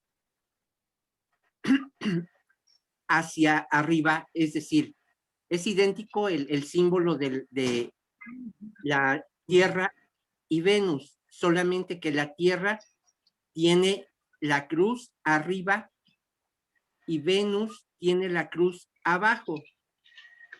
Y leía que el símbolo de Venus y la cruz ansata es lo mismo, porque tiene un círculo arriba y la representación de la cruz abajo.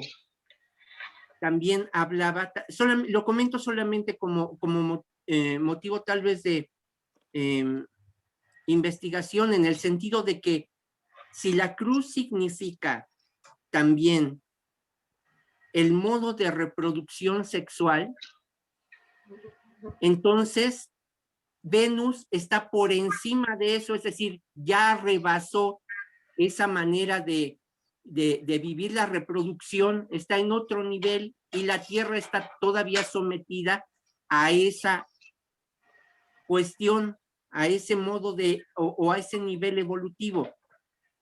¿Tienen algo más al respecto? ¿Habían considerado ese punto de vista? Es todo. Gracias, Miguel. Fíjate que es interesante esto que platicas también, porque ya sabemos que hay un listado de los planetas trascendidos o planetas sagrados, y justo la Tierra no aparece en esa lista, ¿no? Bueno, la manera o la forma de reproducción, pues sí tiene importancia, ¿no? Pero también la manera en que todavía nosotros nos conducimos, no solamente en ese aspecto, ¿no? Y todavía hay un remate por allí en uno de los pies de página que dice, la Tierra propiamente es mi alba, ¿no? Es una especie de infierno. Ningún planeta puede ser trascendido teniendo los hombres que tiene sobre ella, ¿no? Entonces, cuando estudiamos ya más profundamente, sabemos también que los planetas son septenarios y que estos elementos, estas entidades septenarias, están conformadas por reinos. Es decir, que el reino humano forma el principio búdico de la Tierra. Esto es un tema que pues yo veo que de repente hay análisis o estudios o charlas sobre globos, rondas y razas, y yo creo que es un tema que ya se ha platicado, pero no está de más recordarlo, ¿no? O sea, de repente hacer nosotros ya nuestro estudio particular, una tablita, un esquema que nos ayude a comprender que si todo en la naturaleza es septenario, la Tierra también lo es, y entonces, ¿cómo ubico yo a sus entidades o a sus 7 principios? Pues justo la humanidad somos el principio búdico de la Tierra. O sea, ¿cómo podemos representar en lo físico un principio que es espiritual, ¿no? Y ahí pues tiene que ver con lo que Miguel nos está haciendo a favor de compartirnos, ¿no? Mucho de nuestros quehaceres cotidianos como humanidad no tienen nada que ver con lo espiritual precisamente, ¿no? Y eso, Blavatsky lo menciona en la clave de la teosofía, en el primer capítulo ella dice que de la población en general prácticamente una tercera parte es la que no está, pues digamos en palabras vulgares, echada a perder, ¿no? ¿Qué significan esas palabras? O sea, La verdad es que son sentencias que ella suelta que son atemorizantes, al menos para mí son atemorizantes, porque el siguiente pensamiento para mí sería, bueno, ¿yo en qué lado estoy, no? A lo mejor ya no puedo estar contada como de este lado, sin que de eso se haga desde luego un paradigma, ¿no? O un proselitismo, ni nada por el estilo, simplemente como una reflexión de como humanidad, cómo estamos funcionando, ¿no? Cómo servimos. Pues, gracias, Miguel.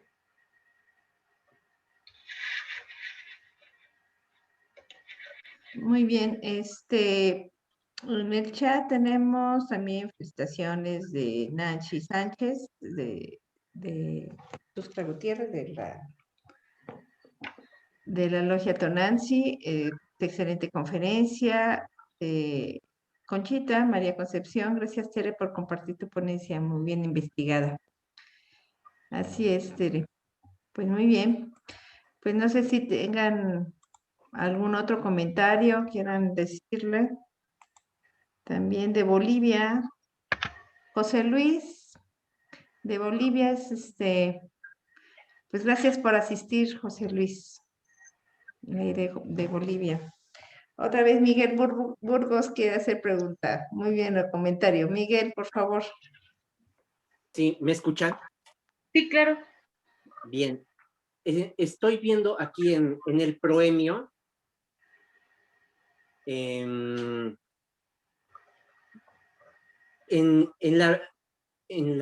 ¿cómo decirlo? Cuando la maestra Blavatsky empieza con el simbolismo, recuerdan ustedes la primera ilustración siendo un disco simple, la segunda en el símbolo arcaico muestra ese mismo círculo con un punto en medio y así sucesivamente la formación de la cruz. Dice, cuando la línea del diámetro es cruzada por una vertical pero está dentro del círculo, se convierte en la cruz mundana. La humanidad ha alcanzado su tercera raza raíz. Es el signo de que ha surgido el origen de la vida humana.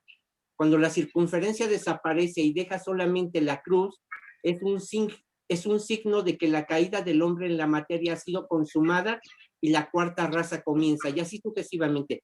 Pero después dice, con las razas de nuestra quinta raza llegó a ser el sacro en simbología, y en hebreo, kabaj, de las razas primeramente formadas. Luego cambió en el egipcio y ahí está el emblema de la vida, la cruz ansata, y aún posteriormente en el signo de Venus.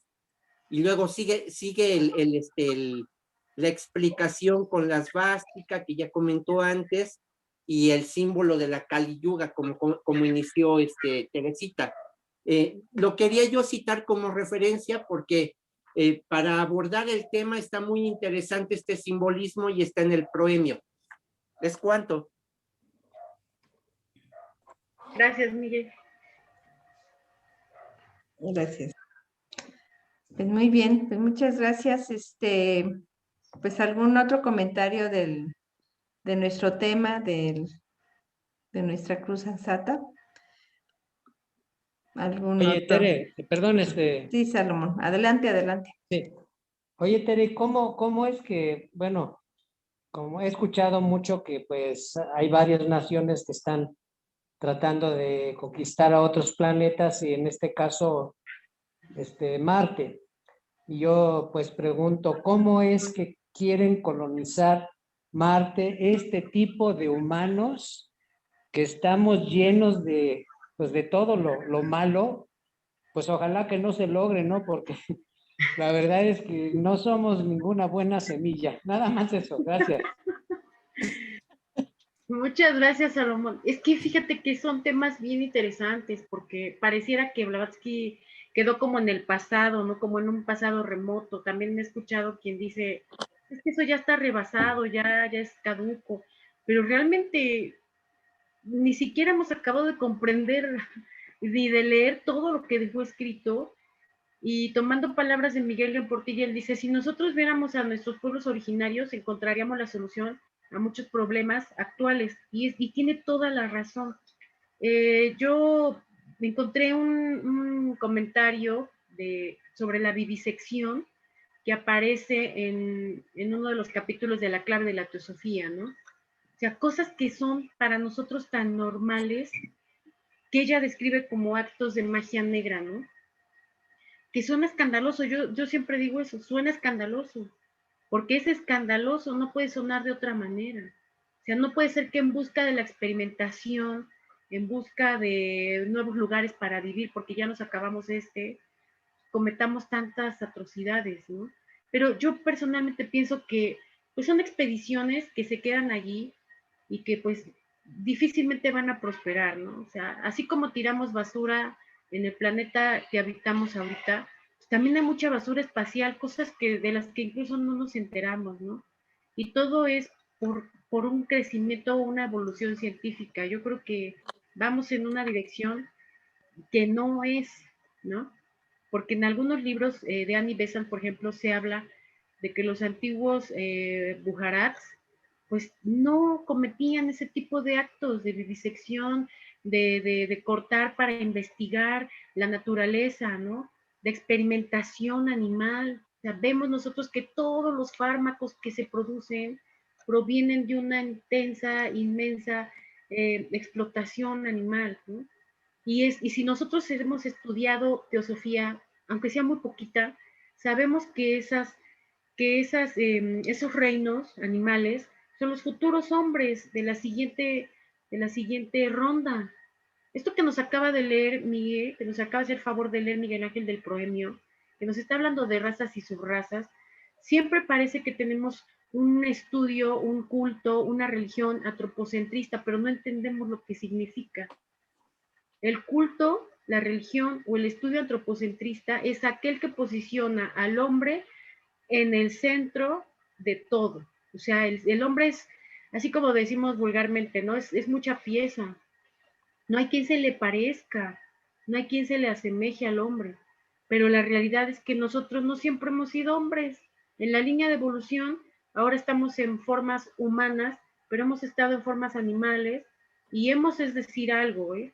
Porque ¿qué hace el recorrido? Es aquello. O sea, a nosotros no nos pertenece ni la forma, eso es lo más, como de repente a la personalidad asusta un poco eso, ¿no? La impermanencia de la personalidad. Entonces, bajo esta cuestión es que nos damos cuenta que estamos experimentando con los futuros hombres y la cantidad de sufrimiento que estamos impregnando en ellos y de explotación y de aprovecharse de estos reinos que que enfermamente yo podría decir, pensamos que están a nuestro servicio, eso tiene un costo. Entonces, si nosotros, dice Blavatsky, a los niños solamente hay que explicarles vagamente dos leyes, karma y reencarnación. Y yo diría, y a los adultos también habríamos que explicarnos cada uno, karma y reencarnación. Todo lo que yo hago tiene una consecuencia, porque la ley de la reencarnación me tiene que hacer comprender que solamente estamos aquí de paso y que vamos ocupando formas, y vuelvo a ahora sí que recalco ahí, ni siquiera nosotros tomamos esas formas, el aquello, ¿no? Entonces, ¿qué reinos nosotros estamos haciendo que vengan en la futura ronda? ¿Sí? Estamos generando humanos crueles y quizás nosotros no nos damos cuenta como consumidores de todo lo que tiene que ver con la explotación animal, pero los que producen sí que se dan cuenta. Los que lo producen sí que saben que tienen ahí cantidades de animales por generaciones, que no conocen la tierra, monos que no conocen los árboles por generaciones, 40, 60 años, ¿cuánto tiempo les gusta que exista la Bayer, todas estas farmacéuticas? Monos que no saben qué son los árboles, viviseccionados con partes faltantes del cráneo para ser estimulados cerebralmente. O sea, estamos hablando de la otra cara de la moneda de este quehacer científico. Entonces dice Blavatsky, y se retoman esas palabras en la deidad del cosmos y el hombre por Jeffrey Farting. La ciencia, o lo que llamamos ciencia, que no es más que un conjunto de teorías e hipótesis, o sea, desde ahí ya estamos, ¿qué? ¿No es ciencia? No. La única ciencia es la ciencia esotérica, sostenida, corroborada en la naturaleza por los rishis. Entonces, la ciencia no cree en el alma de las cosas. ¿Qué fe podemos poner en quien niega todo nuestro corpus doctrinal? porque en nuestro corpus doctrinal, nosotros como estudiantes de teosofía sostenemos que no solamente existe el cuerpo físico, sino todas otras 6 entidades que componen no solamente al hombre, sino a toda la naturaleza. Y si la ciencia no cree en esa alma de las cosas, ¿a qué le llamo ciencia? Son temas que cuestionan, que conforman. Bajo esta mecánica es que yo entiendo que Blavatsky dijera que la teosofía era la religión del futuro, donde no hay dogmas y no se trata de que sea como las religiones que ahora vemos, ¿no? No se trata que sea la ley que nos eduque, nos construya, nos unifique, nos permita ser solidarios, y en la extensión de la palabra humanos, ¿no?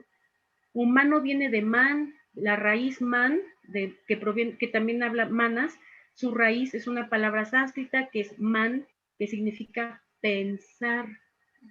Entonces, somos humanos, pensamos, y como estudiantes de teosofía nos acercamos a textos que nos hacen reflexionar, ¿no? O sea, tener teosofía en nuestras manos, yo creo que es la mejor oportunidad que a mí me han ofrecido en mi vida, porque yo creo que yo sería muy distinta si no hubiera tenido acceso a esto. No se trata de sentirse como un elegido, para nada, ¿no? Se trata de comprender que eso nos permite posicionarnos en esta escala de evolución, no como el centro de la evolución, sino como un guardián, ¿sí? Que va a pasar la estafeta al reino que viene detrás, así como a nosotros nos ha sido heredada. Y pongamos atención sutilmente cada cosa que hacemos, en todo lo que le depositamos nuestras creencias, nuestra fe. A mí la pandemia me mostró todos mis miedos, todos mis miedos. El miedo a morir, el miedo a perder a mi familia, el miedo a no tener trabajo, el miedo, o sea, me mostró todos mis miedos. El miedo a algo que no veo, que es un virus, un germen, una bacteria, el miedo a salir sin cubrebocas, el miedo a no lavarme las manos, ¿no? Pero ese miedo es un mini punto en una larga serie de encarnaciones de humanos de muchas razas, que muchos seguro han pasado por algo muy parecido, pero todos salieron victoriosos. La especie humana sigue existiendo, lávense las manos o no, porque sabemos que las formas de vida de los hindús no son precisamente las más pulcras, ¿no? Porque no se teme a lo que es parte de uno. Eso es el mensaje. No se puede temer a lo que es parte de uno. Pues la teosofía no es un libro por ahí raro que tengo, sino es algo realmente aplicable. La praxis teosófica, eso es lo rescatable, ¿no? Sabemos que hay gente que practica teosofía sin saber nada, pero lo practica. ¿Cómo? Entonces existe la praxis de la teosofía o la praxis teosófica, sí. Porque por intuición ellos son, ellos se dan, ellos se entregan, ellos viven, ellos comparten, ellos son altruistas, etcétera, ¿no? Entonces yo creo que hay muchos puntos que reflexionar. Me quedo con algo que escribió la hermana Nachi que dice, hay mucha tarea. Eso es muy cierto, ¿no? Sí, a muchos niveles cada quien yo creo que tiene sus propias reflexiones, pero hacerlas. Entonces los comentarios siempre que tú haces, Salomón, me hacen pensar en que, como tú dices, no somos tan buena semilla, ¿no? A lo mejor hasta lo digo, ¿no? Pero ahí va la respuesta implícita, ¿no? Gracias, Salomón.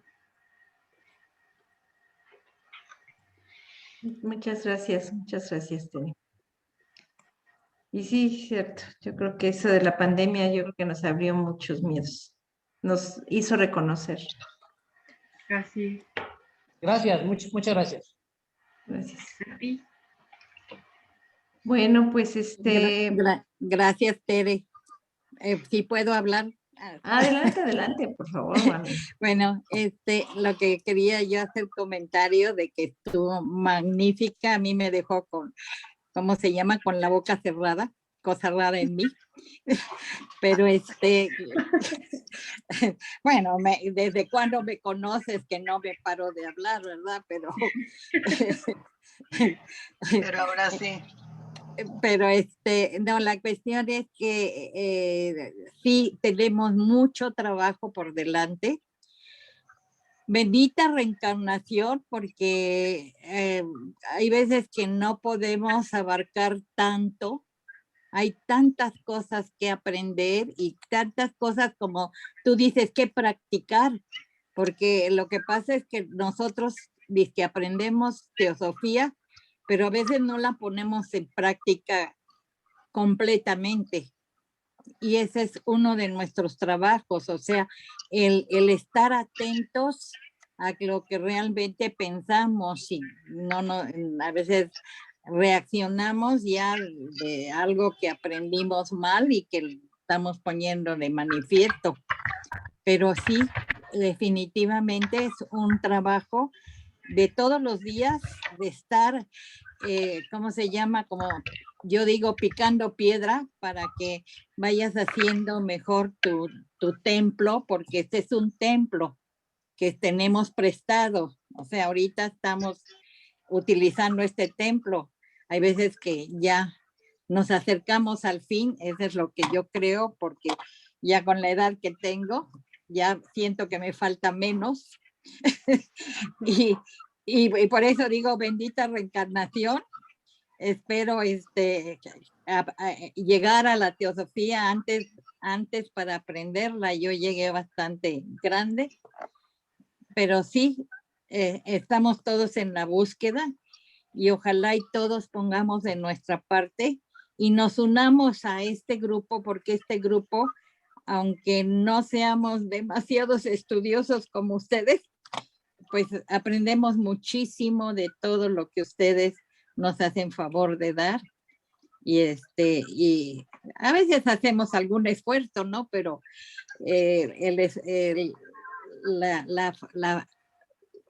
con la claridad con que tú presentas tus cosas, me deja boquiabierta. Muchísimas gracias, y esperemos que no seamos tan mala semilla y que demos algún fruto bueno, porque por sus frutos los conoceréis, ¿no? Gracias. Muchas gracias, Leo. Muy bien, pues aquí está, también te felicitan desde Perú, Rubén Campos. Gracias. Sí, pues aquí tenemos a nuestros hermanos también de Centro y de Sudamérica, ¿no? Aquí José Luis Cavero, ya he tenido oportunidad, de Bolivia, y alguna vez hemos hablado, ¿verdad, José Luis? Por ahí, a ver si se comunica. De hecho, Leonor. Muy bien. José Leonor, Luis, ¿qué buenas tal? noches a todos. Disculpe, estoy un poco resfriado, así que la voz no me ayuda en este caso, pero bueno, agradecerle a Tere. Ya la segunda charla que escucho de ella, o sea, se nota la emoción que le pones al tema, y te felicito. Es importante darle ese empuje, ¿no? Y Leonor, saludos a todos los hermanos de México, de Perú, de todos los demás países. Como decía la hermana Leonor, que habló anteriormente, pienso que esto no es un accidente, no es una coincidencia que hayamos llegado a la Sociedad Teosófica. Pienso que viene de un trabajo anterior que hemos hecho, que tenemos que continuar, y seguramente nos vamos a ver con este vehículo y con los otros que nos van a tocar en adelante, ¿no? Entonces, sigamos, hermanos. Muchas gracias, Leonor. Gracias, Tere. Gracias. Gracias. Pues muy bien, pues si no hay más, Sí, me gustaría agradecerte, Tere, por tu magnífica exposición, y retomando un poco lo que dijo Salomón, de cómo vamos a ir a querer colonizar allá a Marte con esta semilla que tenemos, que no está tan pura. Me hizo recordar unas palabras de las cartas de los maestros, ¿verdad? Donde dice que estamos atravesando una lucha entre la mente, el cuerpo y el espíritu, ¿sí? y que muchos no pasarán. Entonces, ¿cómo vamos a ir si todavía estamos en pañales como sociedad, que estamos viviendo ahorita esta pandemia, que no sabemos exactamente cuándo va a terminar, pero sí sabemos que puede ser una cuestión Ahorita no, mija, kármica, gracias.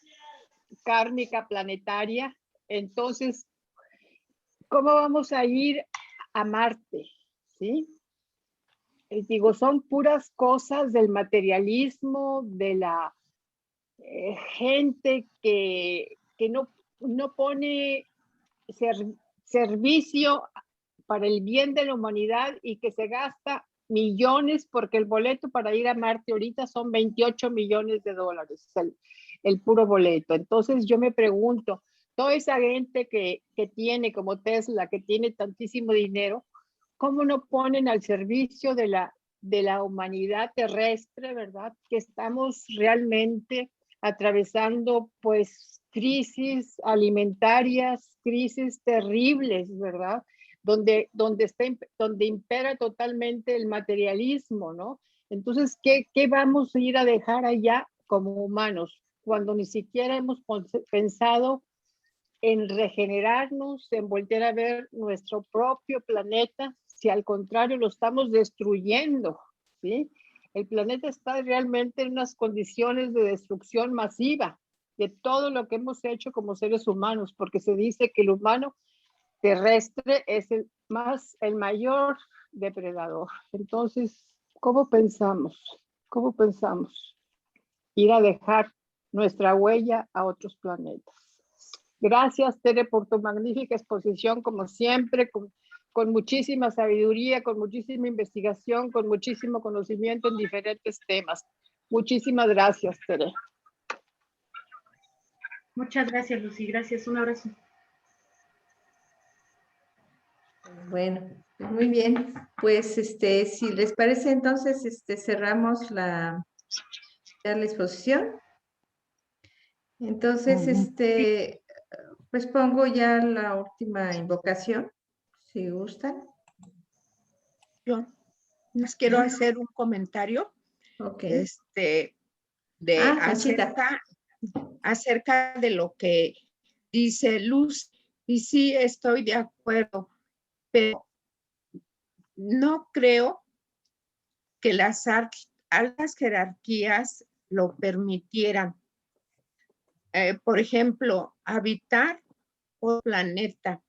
Somos peor que el virus con el que estamos actualmente conviviendo, que siempre hemos convivido con los virus, siempre han estado, pero no de la manera tan desequilibrada como actualmente se está viviendo, pero eso es producto precisamente de todo lo que hicimos en el pasado. Y no creo que somos más virulentos que el mismo virus. No creo que las altas jerarquías permitan que estos virus vayan a contaminar otros globos, ¿verdad? Que dijéramos, no tienen esa contaminación. Entonces yo creo que para eso va a pasar mucho tiempo. ¿Qué tenemos que hacer? Pues purificar, la purificación, ¿verdad? Y eso, ¿qué conlleva? Pues mucha responsabilidad, mucho estudio, mucha práctica, pureza de vida, etcétera. Y eso, pues quién sabe en cuántas generaciones se dé. Porque sí hacen sus intentos y tienen robots, ya tienen mucha información, pero de que el hombre habite ahí, eso es otra cosa. Por lo menos es mi sentir, ¿sí? Y sí, yo estoy de acuerdo con Luz. Para mí es algo muy, muy difícil todavía en este momento. Gracias a todos. Gracias, Conchita, gracias. Muchas gracias por tus palabras. Pues agradezco mucho a todos que estén aquí. Miguel Burgos. A ver, Miguel, adelante. Hay una cita, perdón, yo sé que ya están casi concluyendo, pero hay una cita en la Doctrina Secreta, el tomo 4, para quien tenga la edición Berbera, es la página 165 que dice: es extraño que los más sabios de los cabalistas modernos no puedan ver en la cruz y el círculo nada más que un símbolo de la deidad creadora y andrógina manifestada en su relación e intervención de los fenómenos del mundo. Un autor cree que, sea como quiera que el hombre, léase el judío y el rabino, hayan obtenido el conocimiento de la medida práctica por medio de la cual se creía que la naturaleza ajustaba la dimensión de los planetas en armonía con el sentido de sus movimientos, parece que lo obtuvo efectivamente y que consideraba su posesión como medio de comprender la deidad. Esto es, que se aproximó tanto al concepto de un ser con una mente semejante a la suya, solo que infinitamente más poderosa, que llegó a hacerse cargo de la existencia de una ley de creación establecida por aquel ser, el cual debe haber existido anterior a toda creación, cabalísticamente llamado el Verbo. Esto así es, fin de la nota. Esto ha podido satisfacer la mente práctica semita, pero el ocultista oriental tiene que rechazar la oferta de semejante Dios, pues verdaderamente una deidad, un ser con una mente semejante a la del hombre, solo que infinitamente más poderosa, no es Dios alguno que trascienda el círculo de la creación. No tiene nada él que ver con el concepto ideal del universo eterno. Es cuando más uno de los poderes creadores subordinados, cuya totalidad es llamada los Sefirot, el hombre celeste y Adam Kadmon, el segundo logos de los platónicos. Es una cita interesante que quería compartir. Gracias. Muchas gracias, Miguel, siempre ilustrándonos. Muchas gracias. Bueno, pues entonces, terminamos con la siguiente. Ay, déjame ver dónde está. Esta parte de los pies del maestro. De lo irreal, condúceme a lo real. De las tinieblas, condúceme a la luz. De la muerte, condúceme a la inmortalidad. Así sea. Pues muchas gracias a todos y los esperamos el próximo sábado, que va a seguir el tema en la cuestión de, vamos a hablar sobre los triángulos del mismo símbolo, que también es un tema muy importante. Sí, entonces, pues el próximo sábado esperamos en la misma hora. Y en el mismo tema. Todos. Oscar, gracias. Salomón, muchas gracias. José Luis, Rubén, Adriana, Carmen de Costa Rica, muchas gracias. Saludos a todos. José Luis, Cecilia, gracias a todos. Y Tere, de veras, muchas gracias. Gracias También, a ustedes. Rafa, muchas gracias a los dos, una pareja increíble. Muchas gracias. Gracias. Gracias. Gracias. Bueno, pues cuídense Muchas todos. gracias, Tere. Gracias, Oscar. Gracias a todos. Nancy. Muchas gracias. Bonita noche. Un abrazo. Gracias a todos. Gracias. Gracias, Tere. Gracias. Gracias, Tere. Gracias, Leonor. Hola, Muchas Lucila. gracias, Rafa. Hola, Nachi. Saludos. Bonita noche. También saludos a abrazo. Rodrigo desde Chile, para Chile. Sí, Buenas para noches. todos, un abrazo. ¿Puedo comentar la vemos, plática de mañana? Sí, mañana es claro. Sí, mañana. A las 11. A las 11 de la mañana. A las 11. A las 11 Gracias a de todos. veras. Sí. A las 11 hay que Mañana. estar ahí con nuestro Con hermano Miguel Miguel Ángel. Burgos. Sí, con Miguel Ángel, sí. Gracias a todos. Buenas noches. Buenas Gracias. noches a todos. Gracias. Hasta luego, Hasta Nos luego. vemos, Rosa María Furet. Gracias. Gracias. Desde Cuba también. Bueno, muy bien. Pues muchas gracias. Saludos a todos. Nos despedimos. Abrazo. Bye. Conchita, bye. Hasta Feliz. luego. Hasta luego, Conchita. Abrazos. Adiós, Lucy. Igual. Oscar. Adiós, Bye. honor. Adiós. Rodrigo, a todos, Leonor Grande, hasta Abrazos. luego. Bye.